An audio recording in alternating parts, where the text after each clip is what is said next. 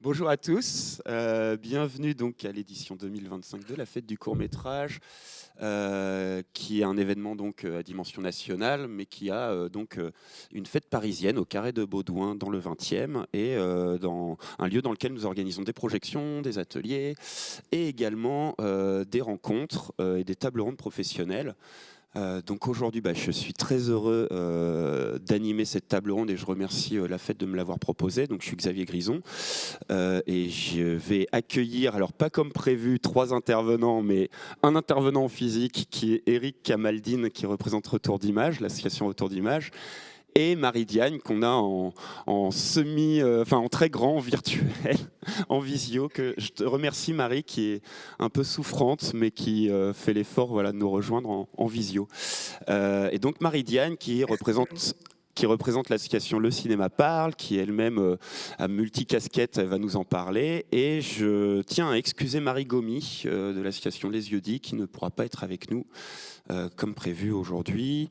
Alors ça bouscule un peu notre table ronde, mais du coup, on va recentrer beaucoup, comme vous l'avez sans doute compris, sur l'éducation aux images. Et je pense qu'Éric et Marie, auront beaucoup de choses à dire. Alors, le public qui ici pourra aussi réagir. Je compte sur vous pour que ce soit une table ronde un peu vivante. Cette table ronde, je tiens à préciser en introduction, elle s'inscrit dans une démarche assez générale sur l'inclusion de la fête du court-métrage, puisqu'il y avait déjà eu une table ronde l'an dernier qui avait posé un peu les bases. Marie était également là, qui avait qui avait présenté un peu là où on en était sur l'inclusion, les différentes structures qui travaillaient sur l'inclusion. Il y avait notamment l'agence du court-métrage, Cinescence. Et là aujourd'hui, l'idée c'était de rentrer un peu dans le concret, puisque c'était vraiment sur le fonctionnement plutôt des institutions l'an dernier. Et là, je trouvais intéressant de revenir sur le concret de comment les outils et les enjeux que vous mettez en œuvre tous les deux, vos structures, tous ces outils et enjeux que vous mettez en œuvre autour de l'accessibilité et de l'inclusion, comment en fait ils peuvent également nourrir notre réflexion à tous sur l'éducation aux images. Alors, rien que le terme éducation aux images pose question, donc je pense qu'on va pouvoir aborder tout un tas de choses et notamment on va voir un peu aussi, je pense en filigrane, la place du court-métrage dans ces dispositifs, ces outils, ces ressources. Et aussi la place des intervenants, mais aussi les publics, comment on va travailler les publics dans les lieux. Donc tout ça, vous allez pouvoir nous en parler, je vous remercie. Je voulais faire une petite introduction, du coup comme j'ai le temps qu'on a un intervenant en moins, je voulais en profiter pour rendre ça un peu, personnel ou vivant, pour juste témoigner un peu. Donc moi, quand j'ai commencé il y a très longtemps, l'éducation aux images, il y a une vingtaine d'années, j'ai été beaucoup inspiré par le travail de Marie-Diane, premièrement. J'ai aussi découvert le travail de Retour d'Image, puisque j'ai travaillé avec Marie-Pierre Warneau quand j'ai commencé à travailler en Seine-Saint-Denis. Et déjà, il y a 20 ans, on faisait déjà des choses en audiodescription. En tout cas, c'est par là que je l'ai découvert. Après, tu vas nous dire, Eric, qu'il y a d'autres types d'ateliers, mais sur l'audiodescription, je voulais témoigner ici, en introduction, de quelque chose qui va sans doute revenir dans la discussion. C'est que moi, ça m'a fait vraiment comprendre combien les outils que j'apprenais à l'université d'analyse d'images, qui me paraissaient très théoriques, combien en fait ils étaient utiles dans un travail de partage avec les publics pour comprendre les films, mais surtout les transmettre. Et je me suis rendu compte avec l'audiodescription que ça pouvait devenir aussi des moments de partage, ces moments d'analyse des films, et que finalement, c'était pas seulement réservé à ceux qui maîtrisent les outils ou le langage cinématographique, mais qu'on pouvait trouver des moyens comme ça d'échanger concrètement sur les films. Et donc pour moi, l'audiodescription m'a ouvert des portes sur comment on accède à ce qui est très compliqué à voir ou à comprendre ou à saisir, c'est qu'est-ce qui se passe en nous quand on reçoit un film. Alors je ne sais pas si vous voulez rebondir tout de suite là-dessus, mais j'aimerais bien faire un premier tour de table, même si c'est pas vraiment un tour de table, mais donner la parole déjà à Eric, qui peut peut-être nous parler de retour d'image, des différentes actions de retour d'image, et de justement comment toi t'es arrivé à travailler sur l'accessibilité et est-ce que tu as ressenti comme moi quelque chose qui te fait voir le cinéma différemment avec toutes ces actions? Et puis après, peut-être Marie, si tu voudras enchaîner, si ça vous convient. D'accord, je te remercie Xavier et merci donc à la fête du court-métrage d'inviter Retour d'Images à cette table ronde. Alors je vais juste commencer par, alors je vais pas faire du nombrilisme mais par mon parcours et ensuite arriver sur Retour d'Images. En fait moi dans mes études universitaires la question de l'image je me la suis toujours posée dans toutes les formes, dans toutes les situations. Et en effet, tout de suite est venue la question de l'image au public éloigné. Donc, et public éloigné dit aussi public en situation de handicap. Et donc j'ai découvert en effet Retour d'Images il y a 6-7 ans. Et c'est là, en effet, découvert qu'on pouvait travailler autour de l'image avec ces actions d'éducation aux images à travers des ateliers. Donc, alors, je vous présente un petit peu Retour d'Images. Donc, Retour d'Images, c'est une association qui existe depuis 20 ans. C'est une association de cinéma et handicap, dont les actions, les activités se déclinent en 3 volets.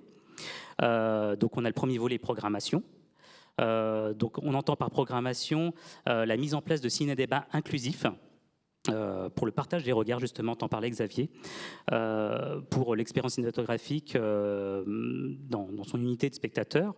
Donc autant les valides, les sourds, les malentendants, les aveugles et les malvoyants dans la même salle de cinéma autour d'un film, donc qui est accessible avec les différents dispositifs comme qu'on est, l'audiodescription et sous-titrage sourds et malentendants. Aussi la mise en place pour l'échange, par exemple comme aujourd'hui, avec des interprètes sourds et malentendants. Et la vélotypie qui permet de retranscrire les échanges pendant un ciné-débat sur l'écran de cinéma. Donc il y a ce premier volet-là. Il y a un deuxième volet qui est plus sensibilisation et formation des professionnels donc du cinéma et des structures culturelles. Donc là, on va plus s'adresser aux professionnels pour la mise en place peut-être de ciné-débat, la mise en place d'actions ou d'ateliers ou l'accueil des publics en situation de handicap. Donc ça peut être des médiathèques, salles de cinéma, différents types de structures et de professionnels. Et on a également donc le troisième volet, donc les actions éducatives, donc où on met en place des ateliers d'éducation aux images. Et là, je ne sais pas si tu veux que je développe tout de suite ou un peu plus tard dans le débat. Comme tu le sens. Ok. Donc vite, on a le temps. Du coup. Donc ces ateliers, c'est des ateliers autant de création audiovisuelle, autant d'ateliers d'audiodescription, de sous-titrage sourd et malentendant, de création sonore, d'ateliers de programmation. Ces ateliers s'adressent à tout type de public. Bien sûr, on œuvre en faveur des personnes en situation de handicap, donc on va mettre en œuvre ces ateliers de façon adaptée, donc des professionnels en situation de handicap qui interviennent, mais également des professionnels qui ne le sont pas, mais qui sont formés. Nos contenus vont être accessibles et on va aussi mettre en place donc tous les dispositifs qu'on peut mettre aussi dans un ciné-débat. Donc par exemple, si on s'adresse à des publics à besoins spécifiques qui sont sourds ou malentendants, on va faire appel à des interprètes en langue des signes. Voilà, donc un peu le panel des ateliers. Alors je ne sais pas si tu veux que je rentre en détail dans ces ateliers. J'ai quand même une question pour préciser par rapport aux ateliers. Quand tu dis on a des ateliers de création audiovisuelle, c'est que vous faites des créations de films et vous les proposez avec des parcours qui vont du scénario au montage. Alors en effet, on répond beaucoup au projet de la classe, au projet de la structure. Et à partir de ce projet-là, il y a des projets qui peuvent être de début à la fin, donc construire un film. Donc ça peut être du scénario. Alors le montage, c'est vrai que c'est difficile. On peut aussi accompagner au jeu d'acteurs. Donc on a des professionnels, des intervenants artistiques qui sont formés. Donc aussi accompagner les publics en situation de handicap, comme je le disais. Par exemple, pour l'écriture du scénario, on va l'adapter. Donc si on est en face d'un handicap psychique, sensoriel, cognitive, donc là on va vraiment adapter l'écriture. Donc soit on les accompagne à l'écriture, soit on fait de l'improvisation, on l'écrit, mais on explique que en fait le scénario, enfin l'utilité du scénario dans la place du domaine du cinéma, de la réalisation notamment. Au niveau, si par exemple on a de la création sonore, on va aussi adapter nos contenus, par exemple aux bénéficiaires en situation de handicap moteur. voilà, de voir le ressenti par rapport au son. Et on a même été un peu plus loin. On est parti de l'audiodescription pour déconstruire les exigences, pour créer justement une audiodescription un peu sensorielle, donc avec des adolescents en situation de handicap un petit peu lourds, enfin, en tout cas qui ont besoin de réadapter, mais qui ne pouvaient pas non plus faire un atelier d'audiodescription classique. Très bien, bah merci. Après, tu as dit, oui, formation et ressources, Ça, du coup. Et vous êtes aussi un lieu qui permet aussi d'identifier, même si c'est peut-être pas votre premier rôle, mais d'identifier les salles, les lieux, les intervenants, enfin voilà. C'est ça, voilà, dans nos... Pour mettre en réseau. C'est ça exactement, dans notre action de centre de ressources. Depuis, en fait, comme je le disais, l'association existe depuis 2003. Donc dès 2003, c'était des actions de festival où on proposait des projections sur la thématique justement de la représentation de la personne, soit de l'acteur ou des personnes réalisateurs en situation de handicap. Donc il y a cette question de représentation du cinéma, du handicap au cinéma. Il y a aussi, donc ces festivals ont permis aussi de développer des ateliers. Et depuis 2003, justement, depuis 2013, donc 10 ans après, on est devenu centre de ressources où il y avait justement cette unité d'information en fait, qu'on avait regroupée comme centre de ressources pour pouvoir et en même temps mettre en lien les salles de cinéma accessibles via une carte qui est disponible sur le site de Retour d'Images, mais aussi voilà, donner des informations sur l'accessibilité. Notamment, je pense à la loi de 2005. Oui. Alors n'hésitez pas, pour ceux qui voudraient aller voir plus d'infos, d'aller sur le site de Retour d'Images qui est très fourni, où c'est très bien décrit. Maintenant, Marie-Diane, est-ce que... Alors toi, tu as découvert, je crois, avec Retour d'Images, l'audiodescription, mais je veux bien, si ça t'embête pas, même si tu l'as déjà un peu dit à la table ronde l'an dernier, revenir sur ce que ça a provoqué, parce que je trouve ça intéressant en toi, la découverte de l'audiodescription, et peut-être nous dire justement comment tu as évolué vers le cinéma parle et les activités d'aujourd'hui, si ça te convient. Bah ouais, ça va, merci. Est-ce que vous m'entendez bien déjà? On t'entend a priori très bien. Ah ça c'est super parce que voilà, ça c'est une bonne chose.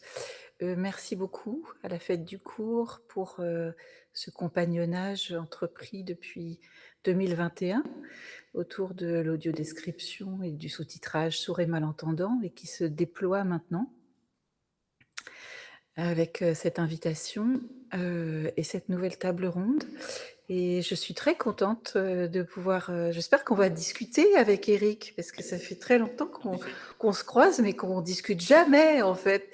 Donc, là, Xavier, je compte sur toi, je te préviens et c'est maintenant que ça va être bien quoi. Moi, je suis très contente. Et je ne l'ai pas dit, c'est vrai que Alors Marie-Diane intervenait lors des festivals de Retour d'Images et pour Retour d'Images aussi quand c'était cette éducation à l'image. merci Éric. Moi, je viens du montage des images au cinéma et quand j'ai commencé mon travail, et bien, le premier film sur lequel, j'ai découvert ce métier, se montait encore en 35 millimètres en pellicule. Donc, c'était quelque chose où le corps du monteur et de l'assistant monteur ou de l'assistante monteuse, était pris, travaillait à part entière dans le montage du film. On n'était pas simplement assis avec une souris pour cliquer et cetera, avec un écran d'ordinateur. La réflexion s'installait dans l'espace de la salle de montage. Elle se faisait quand on se levait pour aller chercher dans un chutier un plan. Elle continuait à se travailler lorsqu'on coupait ou qu'on collait à la presse. C'était donc, je ne suis pas en train de dire que c'était mieux avant, ne me faites pas dire ce que je n'ai pas dit. C'était simplement, de manière très claire, heu, un engagement du corps en entier dans ce travail qui, pour moi, est la cheville ouvrière de la création d'un film, le montage des images. J'ai travaillé sur un film qui s'appelle La petite vendeuse de soleil, qui était le dernier film réalisé par Djibril Diop Mambéty, un cinéaste sénégalais. Et c'est à ce moment-là que j'ai compris combien le film n'était pas un objet, n'était pas réductible à un objet que l'on pouvait décrypter, analyser, décortiquer, saucissonner, découper, mais que c'était un être, qui respirait, qui avait une cadence, qui avait un rythme, que c'était un organisme vivant et j'étais très marquée par ces histoires de tempo et de respiration. Et puis, ensuite, pour des raisons familiales, j'ai arrêté le montage et j'ai commencé à travailler l'écriture de scénarii de films documentaires. Je n'ai jamais scénarisé pour moi, j'ai tout le temps travaillé pour d'autres et donc j'ai appris à ce moment-là quelles questions on pouvait poser pour mettre en place un dialogue avec un réalisateur et comment est-ce que ce dialogue pouvait se mettre en place pour mettre à jour ce qui s'appellerait un projet de cinéma? Qu'est-ce que ça veut dire quand on part avec une caméra et un micro et qu'on a un désir fort de cinéma? Comment est-ce qu'on va le décrire dans le scénario? La question des intentions de réalisation est devenue quelque chose de très concret pour moi à ce moment-là et c'est aussi quelque chose qui se mettait en mots. Donc, dans ce travail d'écriture de scénario, j'ai aussi appris que les mots valaient pour leur précision, pour leur concision et certainement pas pour la beauté d'une phrase très poétisante comme ça et pour faire littérature. Parallèlement à ça, j'ai tout le temps, été très intéressée, voire même assez fascinée par les possibilités ou non de la rencontre entre des œuvres cinématographiques et leur public et c'est ensuite quelque chose que j'ai beaucoup développé, mais parallèlement à mon travail de montage et mon travail de scénario, j'avais déjà cette, pratique-là. J'étais quelque chose que vous connaissez bien tous les 2 et qu'on appelle, intervenante artistique. Donc je menais des ateliers de pratique artistique avec des publics très différents. J'ai beaucoup travaillé avec l'Agence du court métrage dans le cadre d'ateliers de programmation, notamment, et très rapidement auprès de publics que l'on peut qualifier entre guillemets de «empêchés», puisque c'est dans un partenariat entre un festival de cinéma qui s'appelle le Festival Ciné Junior et l'Agence du court métrage, hem, que j'ai pu intervenir dans le cadre d'un atelier de programmation avec des publics en situation, de troubles envahissants du développement et plus précisément des enfants qui étaient autistes. C'était ma première grande rencontre qui a imposé que j'interroge autrement, heu, ma manière de mettre en œuvre la rencontre entre les films et des participants à un atelier. Puisque certains avaient l'usage de la parole, le groupe des enfants âgés de 9 à 12 ans, mais que les plus petits ne l'avaient pas, le groupe d'enfants âgés de 6 à 9 ans. Et moi qui jusque-là avais totalement fondé ma pratique de la rencontre avec les films autour du mot, autour de l'émotion qui se parle, autour de trouver dans l'image, trouver dans le son, trouver dans des partis pris de mise en scène, des choix esthétiques, ce qui provoque l'émotion chez le spectateur. J'ai eu là un mur qui, pendant les 2 premières séances des ateliers, ont été très, très compliquées et très angoissantes et il a fallu imaginer une autre manière de transmettre le cinéma qui ne passait plus par la verbalisation, que j'ai donc à ce moment-là perçu comme pouvant être un obstacle, mais qui passait par une transmission sensible, voire sensorielle, puisqu'il s'est agi pour moi de fabriquer, et bien, des mémories qui mettaient en relation des leitmotifs sonores ou des leitmotifs, sonores du film C'était quelque chose qui fonctionnait très, très bien avec les plus petits, avec lesquels je ne pouvais pas dialoguer autour du mot. C'est à peu près à la même période que j'ai rencontré d'une part Retour d'Images et d'autre part que j'ai découvert une exposition. Donc on va parler d'abord de l'exposition qui s'appelait Abbas Kiarostami, Victor Erice, donc Abbas Kiarostami / Victor Erice, 2 points, correspondance au pluriel. Cette, ex Exactement, elle a eu lieu en 2007 et le commissaire de l'exposition, je ne sais pas si c'était l'unique commissaire, mais en tout cas, c'était l'un des principaux commissaires d'exposition, c'était Alain Bergala, qui est donc, pédagogue du cinéma, réalisateur et critique de films et je me souviens à ce moment-là, donc il s'agissait de faire se rencontrer 2 cinéastes qui ne s'étaient jamais rencontrés pour de vrai, qui étaient nés dans 2 endroits géographiques différents, qui étaient nés à peu près à la même période et qui avaient des correspondances esthétiques et de mise en scène dans leur pratique du cinématographe. Et pour que la rencontre se fasse, Bergala avait imaginé un système de correspondance filmée. Il avait, écrit un texte, qui m'est vraiment resté, dans lequel il parlait de la possibilité de partage d'une expérience esthétique. Et c'est en lisant ces textes et en visitant cette exposition que j'ai compris que ce qui m'intéressait dans cette question autour de comment est-ce que ça se passe la rencontre ou ça se passe pas entre un film et son public. Et donc j'ai formulé cette question de la manière suivante: quel dispositif sommes-nous capables d'imaginer pour permettre une rencontre collective dans le respect de la perception non pas sensorielle, mais sensible de chacun? Puisque cette histoire de collectif et d'intime est l'expérience que fait le spectateur de cinéma. Et puis quelque temps après, j'ai donc, rencontré, l'équipe de Retour d'Images, qui m'a proposé de rejoindre, leur, comité de sélection de films, parce que je leur ai posé la question de savoir ce qu'ils faisaient et que la réponse, très juste qui m'a été faite, c'était: «Bah, écoute, viens faire, tu verras, tu vas comprendre». Et donc je me suis rendue heu, au visionnement d'un certain nombre de films.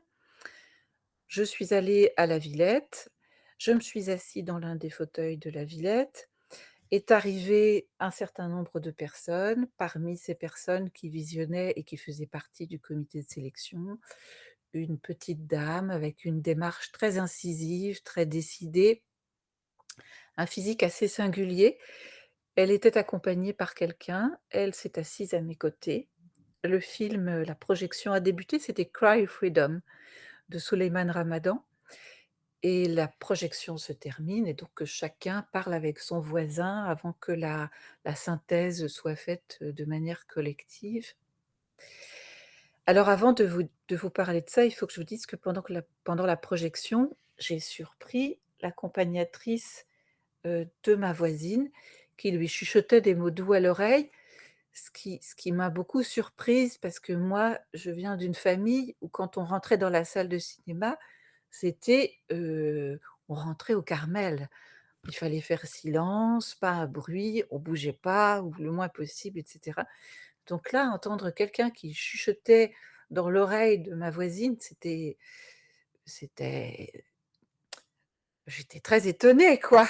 C'était je me taisais parce qu'il fallait pas, mais j'étais très embêtée. Bon bref, la projection se termine, je me tourne vers ma voisine, donc je me tourne vers Claire parce que c'était Claire Bartoli et on discute de ce qu'on venait de voir et d'entendre. Alors elle aimait beaucoup le film de Souleymane Ramadan, moi j'étais moins convaincue, donc nous voilà partis et le scénario et le jeu des acteurs et les décors et cetera et cetera. Il m'a fallu un peu plus de 2 minutes pour comprendre que je parlais de cinéma avec quelqu'un qui était aveugle Ça faisait à peu près 15 ans que je travaillais dans la transmission du cinéma et je ne m'étais jamais posé la question de savoir si quand on était aveugle ou malvoyant, on pouvait aller au cinéma et je dois à Retour d'Images de m'avoir permis cette rencontre, ce questionnement et d'avoir levé un voile sur tout un pan de ma réflexion que je n'aurais pas pu mener sans eux aujourd'hui. Et donc, j'avais quelque part la main sur cette chose puisque j'ai compris que ce chuchotage dans l'oreille, ça s'appelle audiodescription.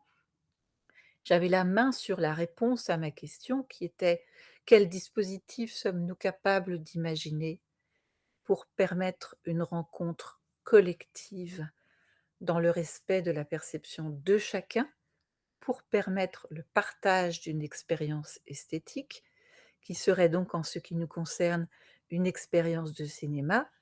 J'avais ma réponse et elle s'appelait audiodescription. Donc avec Retour d'Images, la première chose qu'ils m'ont permis d'expérimenter, c'était la pratique de l'atelier audiodescription parce que ce que j'ai eu envie de faire tout de suite, moi, c'était pas du tout d'écrire, de réaliser des versions audio décrites, j'en étais pas du tout là. J'avais juste envie de voir comment est-ce que l'audiodescription devenait non pas une technique, non pas un procédé, mais un dispositif pour transmettre les œuvres d'une autre manière.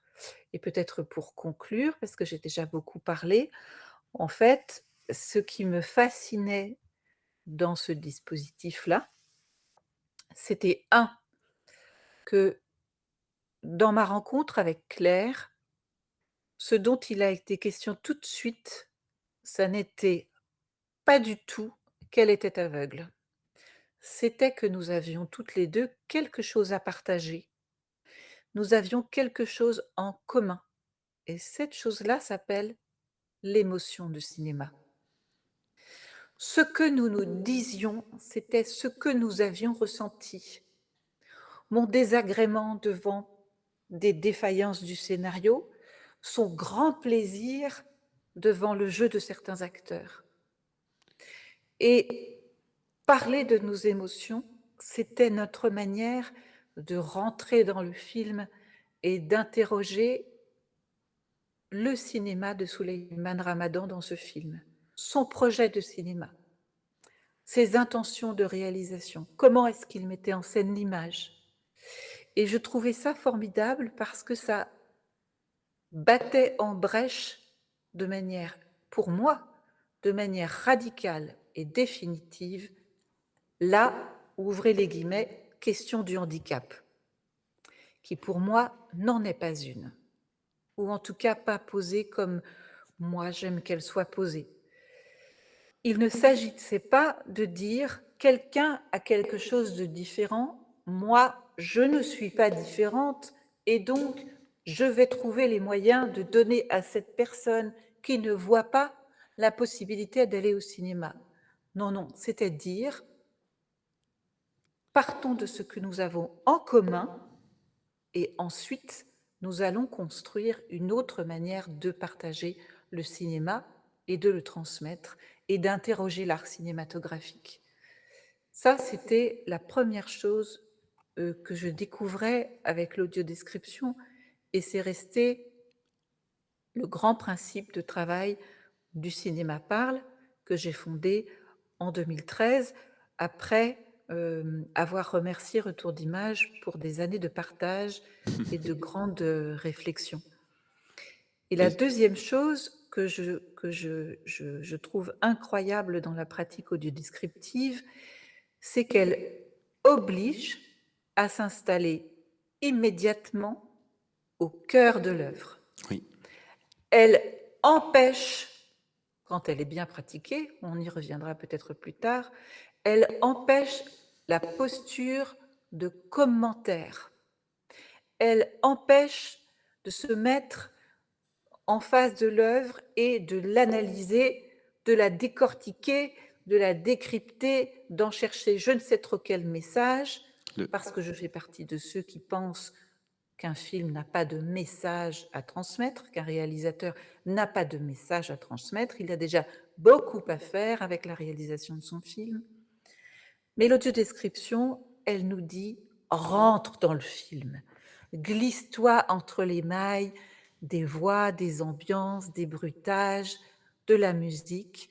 Regarde comment la caméra est posée, ce qu'elle cadre, pourquoi elle recule, comment elle circule sur des rails, pourquoi là c'est un reflet dans le rétroviseur d'une voiture et ce que ça te fait de découvrir que dans Jeanne Dillman de Chantal Akerman, à certains moments, tu vois Delphine Seyrig qui sort du cadre et tu l'entends se laver les mains et tu ne la vois pas et tu la vois revenir dans le cadre.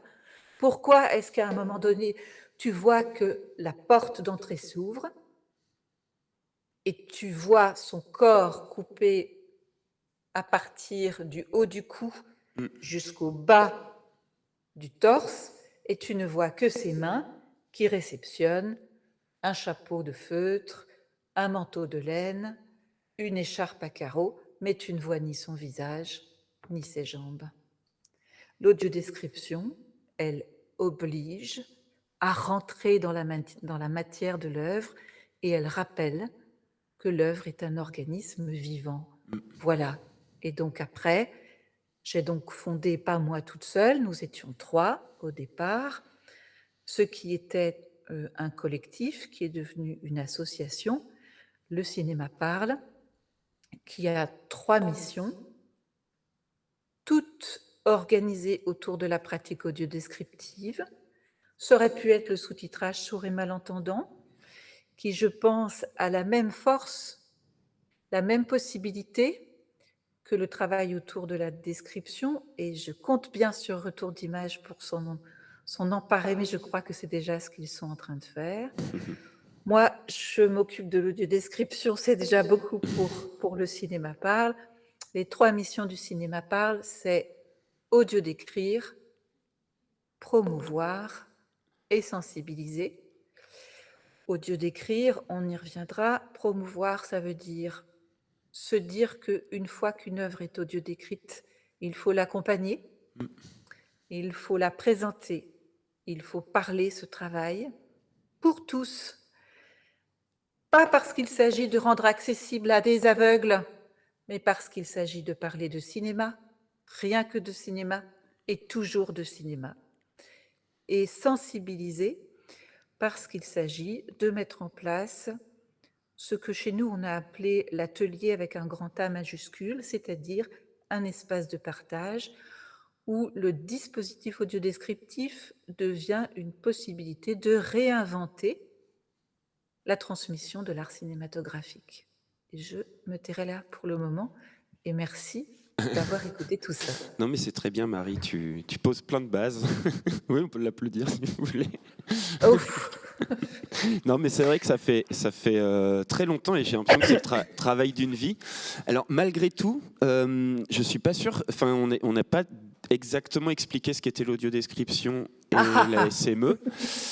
Mais en même temps, voilà, tu poses un peu des bases, c'est-à-dire que pour compléter ce que je disais en introduction, moi, ça m'a fait découvrir, en effet, quand j'ai vu ce travail se développer autour de l'audiodescription. Tu parles d'un dispositif, je veux bien qu'on revienne sur ce terme. On va revenir là-dessus. Mais Parce qu'en peut-être effet, demande... Ah, moi, oui, vas-y, je t'en prie. et Eric aussi, moi, je l'ai découvert comme un dispositif, mais qui m'a fait comprendre exactement comme tu le décris que le film c'est aussi quelque chose de physique et que et moi maintenant dans ma démarche générale même enfin parce que je fais beaucoup d'ateliers de formation, des rencontres de public, des présentations de séances, etc.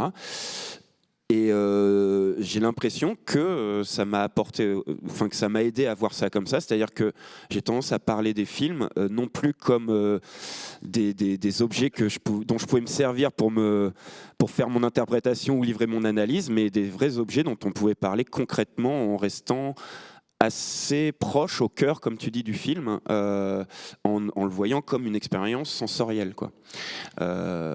Et du coup, c'est vrai que l'audiodescription me semble permet de s'immerger dans le film, dans l'œuvre.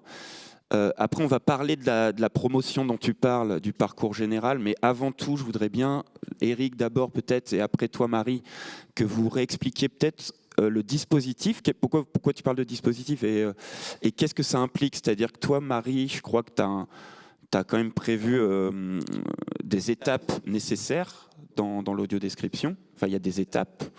Et toi, Eric, je veux bien que tu nous dises, à retour d'image, est-ce que ça a évolué justement ce dispositif depuis son origine et en quoi ce dispositif il est éducatif selon vous?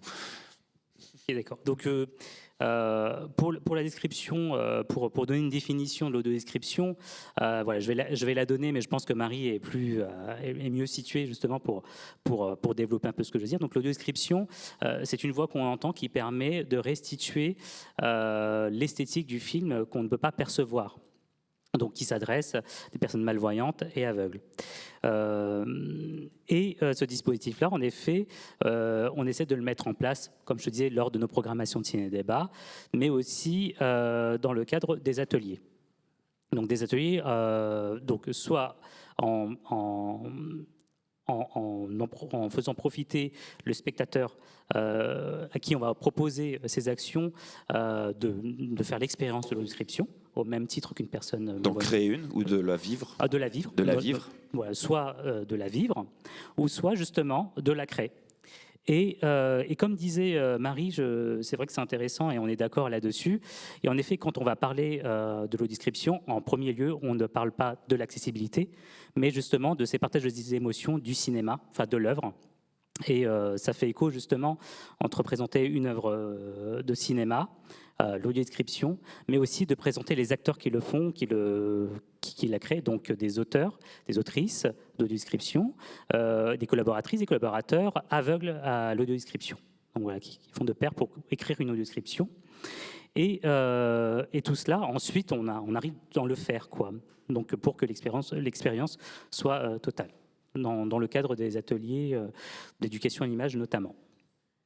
Alors, je ne sais pas si tu veux que je développe. Si, c'est ça. Mais du coup, est-ce qu'il a évolué ce dispositif? Est-ce que vous avez, par exemple, réfléchi à différentes formules ou est-ce qu'il y a vraiment une manière de le faire? Alors oui, ce qu'on essaie de faire, donc c'est ce que je disais au début aussi, on répond aussi au projet de l'établissement qui parle de description, mais on a réfléchi à plusieurs thèmes.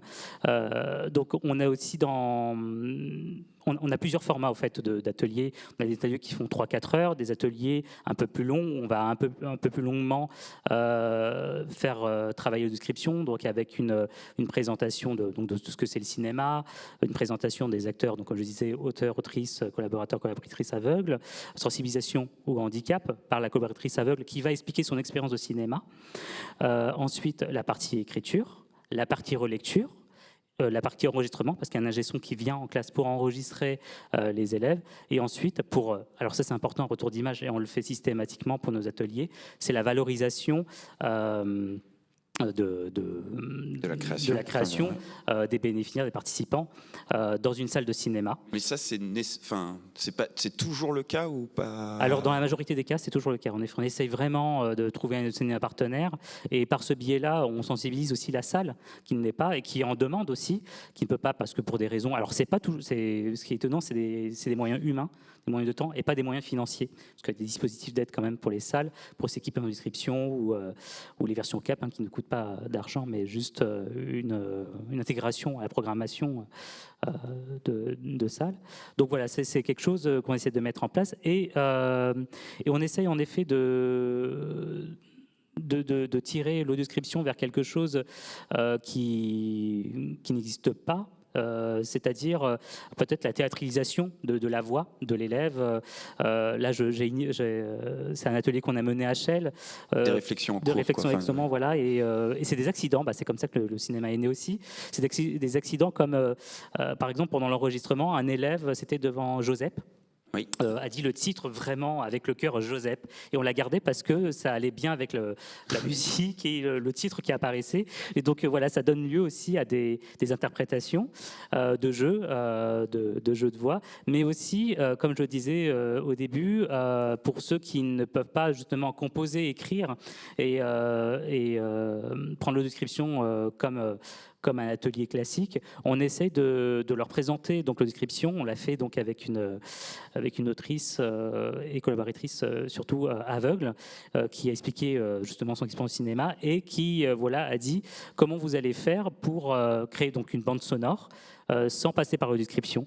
Là, on a travaillé sur l'émotion, le son, donc on a été extérieur. Donc c'est devenu un atelier hybride entre audio-description et création sonore. Donc une des expériences qu'on peut faire.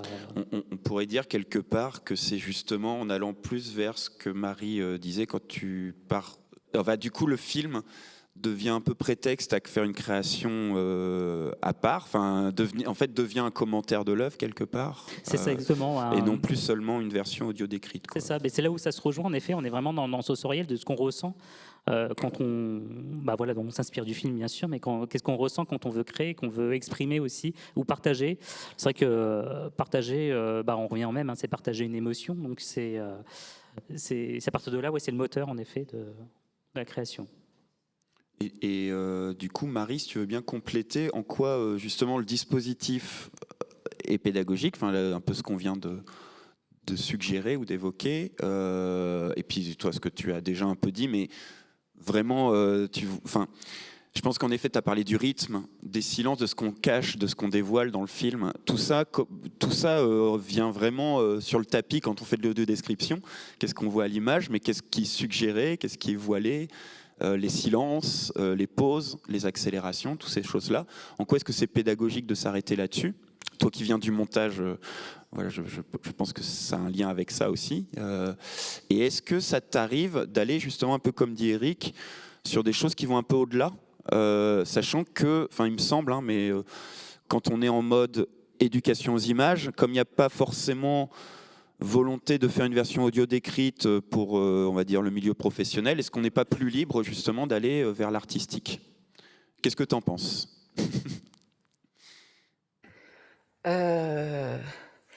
Je pense qu'il est 11h50, hein. Donc là, ça va être chaud, hein. Alors, brièvement, si je peux me permettre. Pardon ? Brièvement, si je peux me permettre. Voilà, bien sûr que tu peux te permettre. Alors, j'étais en train de réfléchir à par quel bout prendre les choses. Je voudrais revenir sur, tu disais à juste titre, alors refaisons un petit sort à ce que ça pourrait être que l'audiodescription. Et je ne vais pas répéter ce que Eric a si bien dit, je vais compléter. En fait, un film, c'est une bande de son montée sur une bande d'images. D'ailleurs, quand on est dans une salle de montage 35 ou enfin argentique, c'est très physique, ça se voit, c'est une bande de son montée sur la table de montage, sur une bande d'images, quoi. Sur la bande des sons, il y a des voix, des ambiances, des bruitages et des musiques. Et du silence, bien sûr, qui n'existe pas au cinéma puisqu'il est fabriqué. Il est fabriqué, enregistré, monté, mixé. Les sons, la bande des sons, n'est pas là pour transmettre une succession d'informations. Ça n'est pas là pour dire à 5 heures, tu penses bien qu'il faut que tu ailles chercher Rémi et tu passeras à la boulangerie ensuite. Ça, c'est anecdotique. Transmettre une information, ça voudrait dire que on suppose qu'il y aurait un contenu qui est strictement objectif et que c'est ça, on est dans de la transmission objective, sauf que ça n'existe jamais, même dans la vie de tous les jours. De la transmission objective d'informations, ça n'existe pas, puisque c'est parlé, et alors au cinéma, évidemment, encore moins, puisque c'est pris en charge par une subjectivité. Donc, les voix, par exemple, au cinéma, elles sont choisies, le comédien, il est choisi pour son corps, pour sa capacité à le mouvoir, pour une certaine démarche, pour sa voix qui peut-être a une présence plus enveloppante, plus râpeuse, plus rugueuse, plus aiguë, plus agaçante, etc., etc., etc. Et ce sont toutes ces caractéristiques d'un acteur qui font l'histoire et qui font l'information. On peut très bien avoir un personnage qui va une femme, pour être dans un schéma complètement, classique, qui appelle son compagnon à 16h30 et qui lui dit: «Tu oublies pas de rapporter le pain ce soir». Mais on peut aussi avoir une femme qui va lui dire: «Tu oublies pas de rapporter le pain ce soir». C'est absolument la même phrase, mais pas du tout la même histoire, pas du tout les mêmes relations qui se tissent entre les personnages. La voix gouailleuse d'Arletty dans Hôtel du Nord qui dit: «Atmosphère, atmosphère, est-ce que j'ai une gueule d'atmosphère?» C'est bien autre chose et ça trimballe bien autre chose et ça provoque, ça met le spectateur dans un état qui est très différent de celui de la voix de Delphine Seyrig dans Jeanne Dielman, 23 quai du Commerce. Les voix sont pas les mêmes, les histoires sont pas les mêmes, les temporalités sont pas les mêmes. Donc, il y a dans les sons qui sont montés et mixés sur la bande des sons, non pas une succession d'informations, mais une mise en scène du son qui transmet quelque chose du projet de cinéma et qui fait l'histoire. Quand je suis quelqu'un qui est aveugle ou qui ne voit pas et que je vais dans la salle de cinéma, je m'assois dans le fauteuil et je perçois du film toute la mise en scène proposée par la bande des sons. Tout ce qui, du projet de cinéma, est perceptible par la bande des sons. Donc, je ne perçois pas une succession d'informations, je ne perçois pas une situation initiale, un élément perturbateur, des péripéties et blablabla. Bla bla bla. Je bascule dans un projet de cinéma avec toute ma sensibilité de spectateur. Parfois, ça ne suffit pas pour pouvoir percevoir tout le projet de cinéma d'un auteur. Parce que parfois, dans l'image, il y a des éléments que le son ne rend pas perceptibles. Parce que parfois, il y a du visuel que le son ne transmet pas ou ne restitue pas. C'est à cet endroit-là, et à cet endroit-là seulement, que l'audiodescription intervient. Une image, au cinéma, elle est donc filmée par une caméra, ce qui suppose une place, un cadre, un mouvement de caméra, et puis autre chose que j'ai certainement encore oublié. Et ça, si je peux me permettre, enfin, Je je fais juste t'en une prie, vas-y, parenthèse, vas-y. je m'insère dans ce que tu dis, mais du coup, Oui, oui, au contraire. ça, c'est la dimension charnelle ou poétique du cinéma dont tu parlais tout à l'heure. Oui, Mais aussi, je ne crois pas que tu en aies parlé, mais le moment où on vient s'insérer avec l'audiodescription, pour moi, c'est aussi quelque chose de très pédagogique ou d'éducatif, c'est-à-dire qu'on va vraiment exactement, réfléchir au rythme du film et essayer exactement, exactement. d'épouser le film, en fait, enfin, en quelque C'est sorte. là où je voulais en venir. C'est-à-dire qu'à partir du moment où on a cette extrême conscience de ce qui, du projet de cinéma, se trouve dans la bande des sons, c'est-à-dire quelque chose qui respire, qui est dans un certain rythme, qui suit une certaine cadence, une voix qui a une manière de prononcer les choses, une manière de faire silence, des pleurs qui sont silencieux, de l'émotion qui est palpable parce qu'il y a quelque chose qui ne se dit pas, parce qu'il n'y a pas de piano mélodramatique à ce moment-là, etc. Si je ne laisse pas ça faire, si je pars du principe que l'audiodescription est un travail textuel qui consiste à raconter l'histoire d'un film, je passe à côté. Et du coup, mon autre Donc, question, fait qui est liée, hein, vas-y, je t'en prie. t'inquiète pas, je vais dans ton sens, mais par rapport à ça, justement, est-ce que toi, tu considères que faut en rester là, quand tu es en atelier, ou est-ce que ça t'est arrivé d'expérimenter, d'aller au-delà, de s'emparer du film et de faire autre chose, et de jouer justement sur, par exemple, jeu d'acteur, des choses comme ça? Est-ce qu'il y a est-ce qu'il y a des moments où tu as voulu bousculer ou transformer un peu ce dispositif pour aller vers quelque chose qui est de la création à part entière?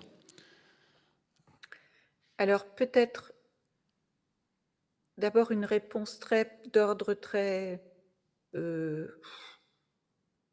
Oh, on va pas faire un sort au mot pédagogique, donc on va l'employer Oui, tel pardon, quel. j'aurais pas dû Très employer ce mot. pédagogique. Le travail de l'atelier d'audiodescription en ce qui me concerne n'a aucun sens si on ne prend pas conscience qu'une audiodescription n'est pas un texte écrit, que c'est comme un scénario au cinéma. Le texte écrit est fait pour être mis à la poubelle. Le texte est fait pour être parlé, pour être mis en bouche, et que d'un point de vue pédagogique, l'enfant qui apprend à écrire en parlant pour ensuite se détacher définitivement de l'écrit, découvrir ce que c'est qu'un micro, porter un casque sur ses oreilles, avoir le retour de sa voix dans le casque, Oui, et d'un seul coup se sentir dans une unité complètement reconstituée d'une autre manière de lui-même parce qu'il écoute sa voix de l'intérieur et qui va être amené à parler l'audiodescription, ça c'est en soi on est un d'accord. parcours incroyablement pédagogique. L'audiodescription n'est pas là pour apprendre à écrire un texte, ni comment s'écrit une histoire, ça ne fonctionne pas comme ça. Donc le passage de l'écriture au parler et à l'usage de la voix est très pédagogique et très important dans le cadre de cet atelier. Et peut-être pas seulement pour Ensuite, les pour aller enfants. dans ton sens, pardon? Peut-être pas seulement pour les enfants, parce que tu disais un enfant qui découvre ça, mais Oui, j'ai dit un enfant, je ne sais pas pourquoi, oui, parce que je travaille aussi bien avec des adultes, bah oui, etc. oui. On pourra revenir sur les publics après si tu veux, mais pour répondre définitivement à ta question, ce qui fait que j'aime beaucoup l'idée de l'accident dont a parlé Éric tout à l'heure.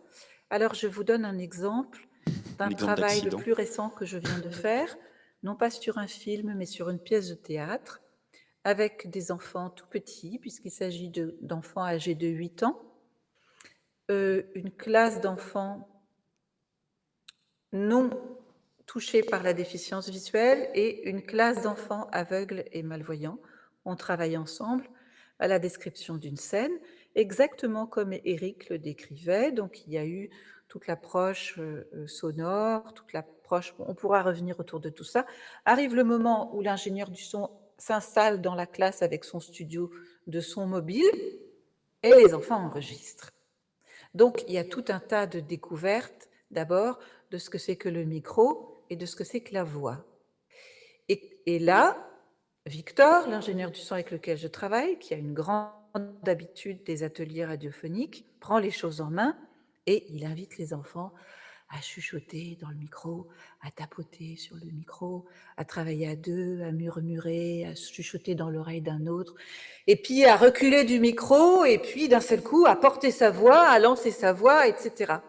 Et les enfants s'emparent de ça avec un bonheur, casque sur les oreilles, d'abord un peu sur la pointe des pieds, parce qu'ils entendent leur voix de l'intérieur pour la première fois, et d'un seul coup, il y a une espèce de réappropriation du, du verbe, du verbe intérieur, du parler, du verbe qui résonne à l'intérieur de soi, et ensuite, on récupère le texte qu'ils ont écrit, et quand ils s'en emparent, une fois qu'on a fait tout ce travail, eh ben, ils ont des propositions, c'est-à-dire, à un moment donné, ils regardent Victor et ils disent: «On ne pourrait pas chuchoter là?» Et donc sur l'audiodescription de cette pièce de théâtre, on a bouleversé totalement C'est- l'écrit des Ah, phrases, ce que j'avais déjà pas mal fait. Donc on travaille avec, beaucoup de ce que j'appelle les listes de courses, en faisant des choses qui sont chuchotées, murmurées, lancées, envoyées, qui peuvent être mises en réverbération, en relation avec plusieurs voix d'enfants, et on aboutit à un objet qui est une véritable création sonore. La metteuse en scène du film euh, a beaucoup apprécié cette proposition. Ça lui plaisait énormément. Voilà pour répondre à ta question. Je ne ah sais pas bah, si j'ai été ah bien bah si, claire, quoi. bah si, si, Mais très d'un bien. seul coup, il y a une exploration D'une matière, d'une, une exploration sensible oui, qui passe par la porte d'une expression artistique telle qu'elle a été prise en charge par un artiste, c'est-à-dire à la première personne avec des intentions particulières de mise en scène, avec un projet esthétique, et on en sort avec une manière d'habiter cette pièce pleine et entière ou d'habiter ce film qui passe par la voix. Mais il y a eu auparavant un travail très très précis. Je voudrais juste conclure là-dessus. Peut-être qu'on y reviendra ou pas dans les questions, mais juste dire que ça n'est pas parce qu'on emploie le terme émotion que l'on part dans tous les sens. Oui. Dans tous les cas, au cinéma parle, le travail préliminaire qui consiste à verbaliser l'émotion est un point de départ et il y a derrière une méthode extrêmement précise, c'est très construit, c'est très précis et il ne faut pas se dire qu'on s'en va dans des méandres de... Non, non, c'est du boulot, c'est un vrai boulot. Je rebondis juste. Après, je voudrais bien en effet des questions du public. Si vous en avez, c'est le moment. Je vais vous laisser la parole. Mais si je peux me permettre de compléter ce que vous dites, c'est qu'on a un endroit, il me semble, qui est en équilibre entre l'analyse factuelle, les sensations et les émotions. Enfin, parce que sensation-émotion, c'est lié, mais pour moi, l'audio-description, elle est vraiment sur cet équilibre. Voilà, entre émotions raisonnées et émotions plus libres, quoi, poétiques ou sensations. Voilà, des choses plus physiques peut-être. Est-ce que, juste avant de donner la parole au public, Eric, tu veux bien dire un mot sur la SME ? Est-ce que la SME, ça serait l'inverse, c'est-à-dire on apprend à écrire ? Je dis ça exprès caricatural pour... En effet, alors je vais répondre à la question, mais je vais raccrocher les wagons avec l'audio-description. En effet, l'audio-description, dans un cadre pédagogique, il est très demandé aux professeurs de français notamment, puisque, voilà, comme disait Marie, il y a ces notions aussi d'écriture, de mots, de choix de mots. Il y a aussi la diction, enfin, imposer sa voix. D'ailleurs, il est très demandé, là, on fait des ateliers d'audio-description avec des UPE2A. Et c'est quelque chose qui marche encore. Donc UPE2A pour tout le monde, public non allophone. C'est ça, exactement. Primo-arrivant.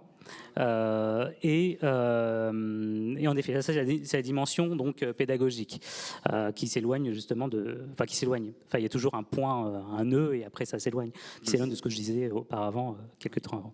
Mais pour accrocher justement au STSME, donc sous-titrage sourd et entendant, là, en effet, on est sur de l'écrit. On est sur quelque chose de contraire, en effet, de l'audio-description, puisque là, on a l'image, mais on n'a pas la dimension sonore. On n'a pas, par exemple, les sons, le hors-champ, le son hors-champ, une musique d'ambiance avec une musique qui est dans la scène. Donc tout ça, voilà, doit être signifié par... un sous-titrage, donc un sous-titrage qui existe, qui s'appelle le sous-titrage sourd et entendant, codifié par des couleurs. Une charte existe et qui codifie en effet... les couleurs permettant d'identifier si le son est hors champ, in, qui parle. Exactement, voilà. Voilà, je crois que j'ai... Et en effet, ouais, c'est ça. Il y a tout un panel. C'est vrai que j'aurais dû ramener la charte. On la retrouve. Alors, elle y est sur votre site, je crois. Exactement, la charte est dans le site. Et nous, on se l'est réapproprié justement pour les ateliers, pour faciliter justement ces participants qui sont assez jeunes quand même, des collégiens jusqu'à présent. Là, on va le faire avec des UPE2A justement pour l'apprentissage de l'écriture. Et bien sûr, hein, on parle en premier lieu du cinéma, avant même d'attaquer l'accessibilité. Et donc en cela, il est différent sans être différent de l'atelier d'audio-description, puisque on travaille avec une autrice, donc une sous-titreuse professionnelle, donc qui fait aussi bien du documentaire que du cinéma, de la télévision aussi, pour transmettre justement ces perceptions auditives qu'on ne pourrait pas percevoir, mais qu'il faut écrire. Mais aussi un intervenant sourd. Qui nous intervenant dans les cinébas, qui est critique de films, et qui vient aussi à certaines étapes donc, du parcours pour pouvoir, déjà pour que les participants et les bénéficiaires servent à quoi ça sert. Et lui-même donc va expliquer ces notions d'accessibilité, donc comment lui perçoit le cinéma par l'émotion, mais aussi comment lui il fait pour se rendre au cinéma. Donc toutes ces notions-là de aussi se déplacer, aller en salle, découvrir une œuvre cinématographique qui dépasse le propre salon. On peut voir les films avec les DVD. Et aussi faire un retour sur le travail. C'est ça exactement. Voilà, se décrit pour dire voilà les manquements, comme fait une collaboratrice aveugle lors d'un atelier de description. Oui. Et du coup, quand même, la dimension écrite qui est quand même présente, mais avec quand même la même ADN que l'audio-description. C'est ça, exactement. Sauf un petit bémol qu'on a constaté en le faisant, le STSME est quand même technique. Oui. Il y a plus de techniques, ne serait-ce que par la mise en place de l'atelier même, Oui. où on va déjà prendre une feuille de traitement de texte, taper. On est moins libre. Voilà, on est moins libre. Mais il y a des questions intéressantes quand même. Enfin, on aborde le son diégétique, non diégétique. Là, je parle de musique, c'est vrai que ça peut arriver. On entend une musique d'ambiance, mais c'est pas la musique du film, mais c'est la musique interne justement qui joue dans le scénario, puisque c'est qui joue dans la scène. Donc voilà, toutes Il y ces a plein questions. de questions de mise en scène. Ouais. Et si par exemple on restitue pas par le texte quelque chose qui se passe à l'extérieur d'une pièce, ça joue aussi dans le film, qui est important aussi pour le spectateur sourd qui va assister, tout comme nous, à l'expérience cinéma. En fait, il faut arriver à réduire au minimum tout en exprimant un maximum. C'est ça, voilà. Après, en effet, la charte, il y a est codifiée par le nombre de mots qu'on va mettre dans notre texte. Oui. Donc tout ça, c'est un jeu quelque part, même aux descriptions. Enfin, c'est vrai que oui, il y a une dimension ludique, c'est vrai. C'est exactement. Ouais, oui. Et c'est comme ça qu'on le voit dans les ateliers, hein, même quand on écrit aux descriptions. C'est quand même un jeu. Et puis la place de l'intervenant, c'est pas la place du professeur. Il y a quand même une horizontalité dans la transmission, et c'est ça que j'apprécie personnellement, et qui est appréciable aussi d'un point de vue général dans les ateliers. C'est vrai qu'on sent dans ce que vous racontez que c'est collectif. C'est pas des choses où chacun est côte à côte à faire son travail, c'est vraiment collectif. Alors du coup, je veux bien, il reste très peu de temps, désolé, hein, j'aurais voulu plus de temps pour le public. Est-ce qu'il y a des questions on fait à l'ancienne, hein, en levant la main. Désolé. Ça peut être aussi par écrit, hein, si vous... On peut, hein. Faudra me rappeler, ou bien la personne pose la question avec un micro. Bien sûr, je fais passer le micro, sinon, Marie, bien pas. sûr, Ouais. bien sûr, Marie. Est-ce que quelqu'un a besoin du micro pour une remarque? Est-ce que parmi vous, il y en a qui ont fait l'expérience de films audio décrits ou d'ateliers de description, qui ont envie d'en témoigner, par exemple, ou de rebondir? Très bien. Alors moi, j'avais quand même...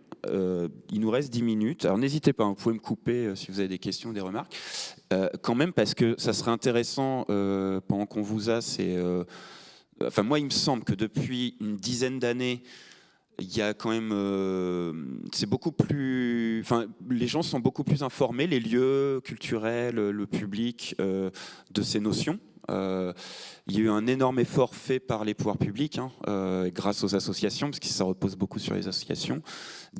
Enfin, il y a la signalétique, il y a les ateliers. J'ai l'impression, vous allez me confirmer ou pas, qu'il y a une demande croissante d'ateliers, que c'est un vrai succès. Et il y a cette question, parce que je fais le lien avec cet après-midi, donc on a à 14h, il y a une table ronde avec 2 personnes qui sont dans la salle, merci. Donc il sera vraiment sur l'éducation artistique, culturelle aujourd'hui, en lien avec l'éducation aux images et le court-métrage. Donc il y a l'agence du cours qui est là, il y a le master didactique de l'image de Paris-Sorbonne. La notion en fait de dispositif scolaire, on a parlé de dispositifs pour parler d'audio-description. Il y a aussi les dispositifs scolaires, c'est toutes ces choses qui existent officiellement, enfin soutenues par les ministères, mis en œuvre par tout un réseau de salles de cinéma et d'associations, pour faire découvrir le cinéma au plus grand nombre. Donc il y a Ma classe au cinéma, il y a aussi d'autres dispositifs. On va le développer ça cet après-midi, hein, restez là si ça vous intéresse, je pense que ça va être intéressant. La part d'audio-description et de SME, elle a été croissante parce que c'est des catalogues de films qu'on estime intéressants ou pertinents dans l'éducation aux images, hein, pendant la découverte du cinéma. Il y a des films d'aujourd'hui, contemporains, il y a des films de patrimoine, il y a des courts-métrages, il y a du long-métrage, il y a des films d'animation, des films documentaires. Comment se fait, parce qu'il y a une part croissante, donc je disais, alors je peux même vous dire à la liste, ou peut-être toi tu as le chiffre en tête. 120 films en 2023. Dans les catalogues qui sont proposés en école, collège et lycée. 120 films qui sont adaptés. Et du coup, qu'est-ce que vous en pensez? Comment se fait le choix? Voilà, est-ce que vous êtes consulté là-dessus sur des choix de films? Est-ce que c'est plus intéressant d'avoir des films de patrimoine, des films courts, des films longs, la diversité? Enfin, qu'est-ce qui vous semble... Des films pas bavards ou bavards? Voilà, enfin là, la question est ouverte. C'est vraiment sur le choix des films qui sont montrés dans ces séances et dans les dispositifs éducatifs, quoi. Je commence, Marie commence. Vous voulez Vas-y, Ok. Eric. Je te remercie, Marie. Je t'en prie. Alors, il y a 2 cas de figure à retour d'image. Donc il y a le cas de figure où travailler avec un court-métrage, c'est quand même plus intéressant. Parce que, alors plus intéressant, on ne va pas au lieu d'écrire intéressant dans le sens où c'est toujours intéressant de travailler long-métrage ou court-métrage, c'est juste dans la de questions pratiques. Un court-métrage est plus pratique à travailler dans les Tu veux ateliers. dire en atelier et en projection? En projection, parce que en fait, j'allais y revenir en projection, puisque comme je te disais, on valorise donc l'audiodescription avec une projection en salle de cinéma ouverte à tout public, et dans le parcours de cinéma, on invite le réalisateur du court métrage. Donc voilà, là c'est quand même plus simple. Et puis dans la transmission du cinéma, c'est encore plus simple aussi d'inviter un réalisateur de court métrage. Donc là, c'est plus sur le contemporain, le court métrage contemporain. Exactement, qui serait voilà. Voilà, idéal C'est pour ça. faire ces ateliers avec restitution. Exactement. Mais n'empêche que quand on fait donc des séances, donc les séances d'introduction, de sensibilisation dans le parcours, on utilise justement des films du Burex, par exemple, Yo-Yo de Pierre Etex, qu'on aime bien utiliser, qu'on a de très bonnes surprises, de très bons retours. Des fois, on a des craintes aussi des professeurs ou des intervenants, même des intervenants, hein, qui disent que on va pas mettre ce film, il est pas très bon. Après, il marche toujours. Hein. Il a un côté un peu très passé, quoi. Il appartient à une autre époque. Exactement, voilà, mais qui marche toujours. Hein. On l'a fait avec des publics. Hein. Quand on questionne les adolescents, ils n'ont pas non plus une pratique de cinéma régulière. Et même, on pense qu'ils vont voir que des blockbusters, et c'est pas le cas. Ils vont pas non plus si souvent que ça au cinéma. Et ils découvrent aussi. Donc, c'est l'occasion aussi de maintenir cette idée de proposer du patrimoine autant dans l'audiodescription ou autant dans l'extrait de travail, qui marche bien, et aussi plus largement dans les dispositifs où il y a justement ces 120 films, donc ça date de 2023, donc peut-être que ça a évolué le chiffre, où on peut proposer des parcours, donc des ateliers autour des films. On l'a fait pour l'année dernière pour Rouge comme le ciel, Rouge comme le ciel, pardon. Film italien. Exactement, alors le réalisateur, honte à moi, j'ai oublié. Christian Borton. Merci beaucoup. Heureusement, merci Marie. Heureusement que tu étais là. 2011 sorti en France. Exactement, voilà. Et pourtant, on a beaucoup travaillé avec ce film-là, puisqu'il est ressorti l'année dernière. Donc voilà, c'est un film qui était proposé aussi. Cette année, indirectement, on s'est intégré dans le dispositif Collège Cinéma dans un film qui n'était pas proposé. Donc c'est Truman Show, dans une classe de 77 à Nangy. Et là, on a décidé justement, donc, et c'est là qu'on parle de partage de regard, puisqu'il y avait des classes. Donc là on travaille avec une classe Ulysse, donc trouble de la fonction cognitive, qui était mélangée avec leurs classes respectives, donc de classes d'adolescents valides, autour de ce film qui propose un dispositif. Donc on est entré dans ce dispositif de force, quelque part, donc pour proposer, pour expliquer aussi. Donc la deuxième heure était d'expliquer en fait, ce qu'on allait faire. Et ces élèves vont montrer donc, des extraits au lieu d'écrits à toutes ces classes-là à la fin de l'année. Donc voilà, quelque part, les trois méthodes en fait, qu'on utilise aussi pour s'imprégner un petit peu des dispositifs, donc ma classe au cinéma et aussi du court-métrage. Et on vous demande quand même votre avis Oui, bah c'est nous qui travaillons. Et en fait, les professeurs, c'est vrai qu'ils ont l'idée, mais ils n'ont pas forcément... ils pensent que c'est pas possible, alors que voilà, c'est possible. Non, je veux dire sur le choix des films.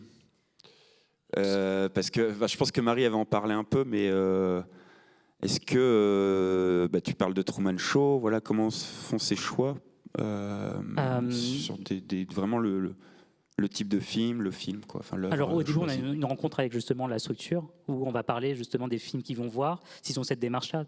Parce que toutes les classes ne font pas cette démarche, donc ça crée au dispositif existant.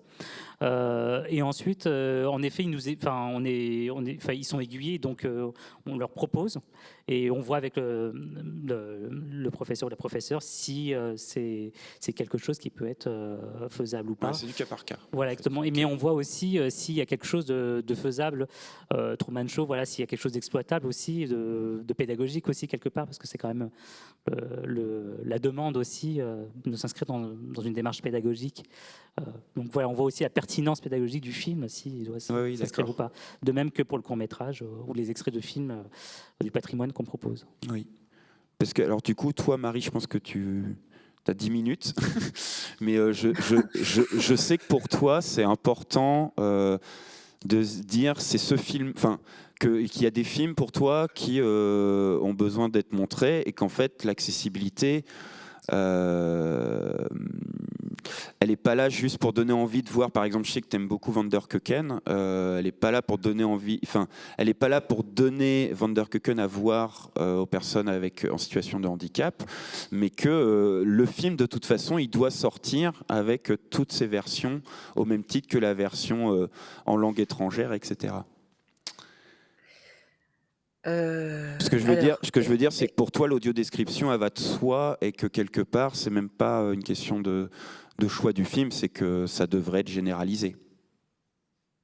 Même si c'est très oh, compliqué de tout oh, oh, audio-décrire, mais oui, oui, par rapport aux films qui sont dans les dispositifs, tu veux dire? par Oui, exemple, oui, ouais. ça c'est certain, c'est certain. Mais je pense qu'il y a des choses qui sont en cours. Je ne sais pas très bien comment répondre à ta question, en fait. Je réfléchissais. Heu, là, ce que tu viens de dire, Toi, tu ce que fais tu viens de par exemple, toi, tu fais des choix, je sais, par conviction artistique. Il y a des réalisateurs que tu aimes, des œuvres que tu trouves intéressantes.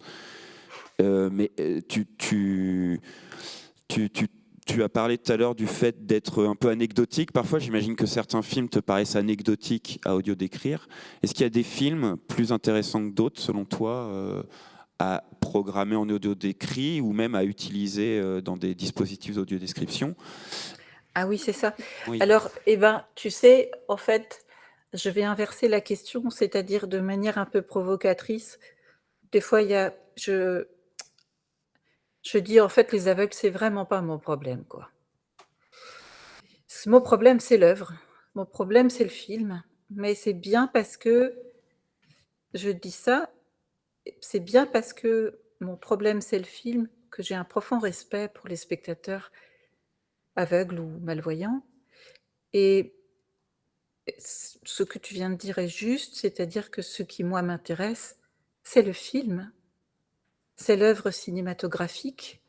Il se trouve que le dispositif audiodescriptif, pour moi, ouvre des portes et me donne, des possibilités, que je n'avais pas pour, pour permettre à certains publics d'entrer dans des œuvres que l'on va qualifier entre guillemets de «difficiles». Mais je pense que la question, elle en tout cas pour moi, la problématique, elle n'est pas de savoir, si le film est audio décrit ou enfin quel film enfin tu vois ce que je veux dire? oui, C'est-à-dire, je choisis un film, j'aime travailler sur un film c'est ça. Hmm. parce que c'est une œuvre cinématographique. Alors, je pourrais compléter en disant, j'ai retrouvé le compagnonnage avec l'Agence du court-métrage un peu après ces fameux ateliers de programmation autour de propositions, en audiodescription justement et c'est là où toute la vertu du film court, s'est révélée, éclatante parce que, quels que soient les endroits où on s'est déplacé avec ces ateliers d'audiodescription, le compagnonnage avec l'agence qui a été de travailler avec des mineurs placés sous main de justice, avec, des femmes à la maison d'arrêt des femmes de Versailles ou des hommes à la maison d'arrêt de Bois-d'Ercy ou bien, une classe du 15e, là, pas très loin de l'endroit où était l'agence? Parce que je finis par plus savoir, les gens les gens 15e, voyagent dans le dans la 15e. capitale et moi, comme j'ai quitté la capitale, je sais plus où sont les gens, c'est une catastrophe et donc c'était un partenariat entre une classe du 15e arrondissement et une classe de l'Institut national des jeunes aveugles. Le choix du film autour duquel ces différents ateliers de pratique audiodescriptive se mettaient en place, était un choix de cinéma. Le film qui était choisi était un film qui était choisi comme on choisirait un film que l'on va intégrer dans un dispositif national d'éducation au cinéma, comme j'ai vu que les films étaient, choisis pour intégrer, école et cinéma par exemple, pour ses qualités cinématographiques. Il se trouve qu'à partir de ces qualités cinématographiques, des questions d'audiodescription vont se poser parce que le travail sur la pratique audiodescriptive met à nu une démarche cinématographique. Hem, Quand il s'est agi de travailler avec Documentaire sur grand écran et c'est leur proposition sur 4 films de court-métrage réalisés par Johan van der Keuken. C'était un projet un peu fou parce que ces 4 films sont en version originale néerlandaise sous-titrée en français, Oui. que l'on sait très bien que le public qui ne voit pas ou qui voit mal ne lit pas les sous-titres, Mm. et qu'il a donc fallu, et que le cinéma de Johan van der Keuken ouvre des portes dans le son comme il en ouvre à l'image, que le son n'est pas synchrone avec l'image et ouvre d'autres espaces, que donc ce que le son donne à entendre n'est pas de manière directe ce qui se perçoit dans l'image, Oui. même si le lien se construit. Donc le projet d'audiodescription était a priori impraticable, parce qu'il a fallu travailler d'abord une version avec des voix françaises par-dessus les voix néerlandaises, que donc ça mangeait déjà beaucoup de place dans l'espace sonore du film, et puis qu'après, il a fallu ajouter le texte audio-descriptif.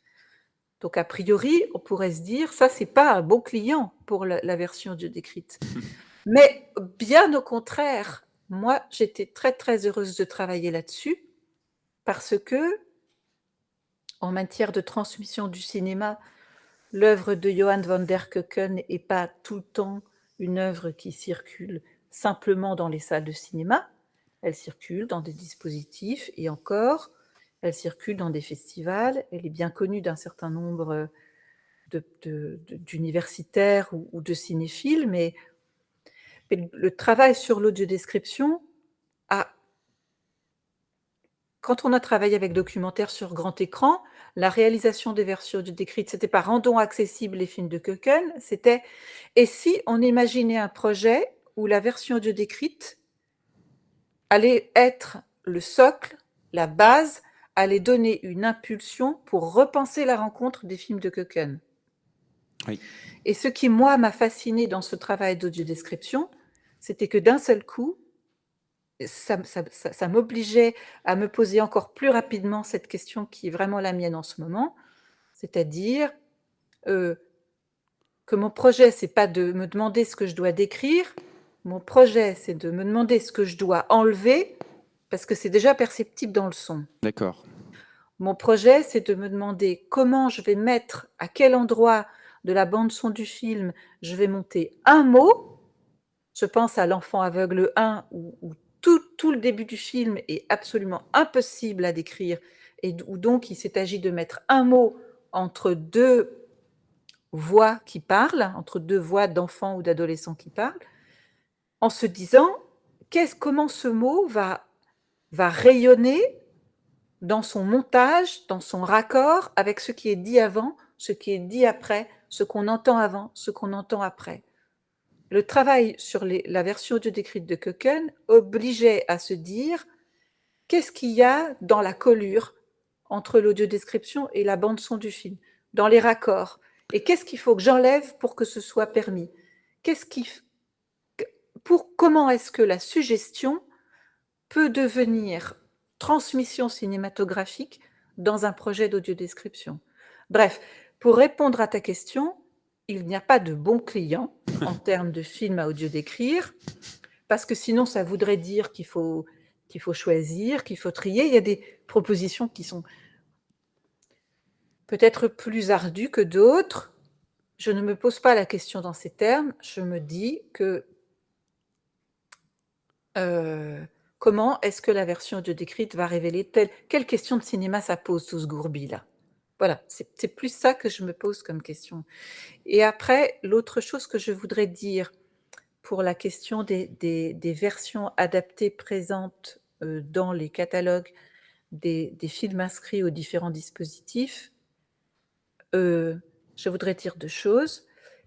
La première chose, c'est qu'il ne s'agit absolument pas pour moi. Là encore, je vais reprendre ce que j'ai dit tout à l'heure. Il ne s'agit pas pour moi de me dire que les élèves aveugles ou les élèves sourds vont aller au cinéma. Je pense que c'est une question qui ne devrait même pas être à l'ordre du jour. Oui, C'est une obligation. le simple fait de poser la question en fait encore un problème. Alors, c'est la... Donc pour moi, si tu veux, je vais te couper la parole parce que Ouais, vas-y, vas-y. je vais te laisser répondre J'allais te dire après. que c'est le dernier mot Mais parce pour qu'on moi, arrive au bout de... je ne veux pas répondre à cette question. C'est une chose qui est acquise et sur laquelle je sais que beaucoup travaillent actuellement. On est tout à La fait... vraie question pour moi, c'est comment sont réalisées ces versions adaptées. Est-ce qu'on les réalise parce qu'il faut qu'on arrive à 100% de films inscrits dans les dispositifs adaptés, ou bien, ce qui est évidemment ma partie, ce que je défends, est-ce qu'on va les réaliser en prenant son temps, en choisissant les bonnes équipes, parce qu'on sait que les versions adaptées qui vont être réalisées, non pas vont permettre à des élèves qui sont aveugles, malvoyants, sourds, malentendants, en situation de troubles envahissants du développement, etc., d'aller voir les films avec leurs copains, mais parce que ça va permettre de repenser la transmission du cinéma dans la classe. Eh ben merci. En fait, c'est le dernier mot, puisque malheureusement, on arrive au bout. Eric, est-ce que tu voulais... Merci beaucoup, Marie. Désolée. Eric, est-ce que tu aurais un dernier petit mot? Est-ce que tu avais envie de te rajouter Non, c'était assez complet ce que disait Marie, en effet, effectivement. Je ne vais pas prendre un peu plus la parole. Est-ce que juste je peux te poser une dernière question, si tu es d'accord? C'est vraiment savoir, parce que je pense que vous adressez aussi à d'autres lieux que les cinémas. Et juste pour finir, voilà... Dans quelle mesure, dans quelle proportion. Et je trouve ça intéressant que l'éducation aux images, elle puisse aussi alimenter, parce que je crois qu'il y a aussi maintenant de l'audio-description d'œuvres, de sculptures, Donc, est-ce que juste un mot là-dessus pour terminer, si ça t'embête pas? Non, je t'en prie. Il y a les médiathèques en premier. C'est vrai qu'on a beaucoup de demandes, enfin beaucoup. Sur une année, quand on a des demandes des médiathèques, même si ça ne se fait pas, on a quand même la demande, l'intention de le faire.